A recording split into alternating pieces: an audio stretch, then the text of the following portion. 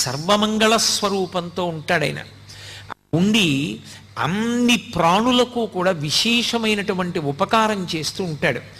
అంత గొప్పగా పరమశివుడు వెలిసినటువంటి క్షేత్రం అరుణాచలం.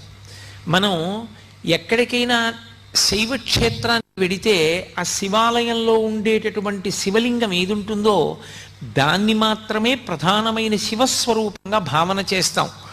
ఉదాహరణకి మీరు కంచి వెళ్ళారనుకోండి, ఏకాంబరీశ్వరలింగము అని ఆ కాంచీపురంలో ఉండేటటువంటి పృథివీలింగమే గొప్పది.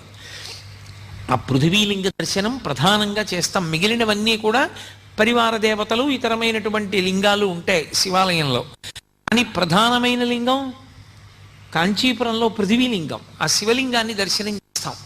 అరుణాచల క్షేత్రం దగ్గరికి వచ్చేటప్పటికి మాత్రం ఒక్కడే శివుడు అరుణాచలంలో ఉన్న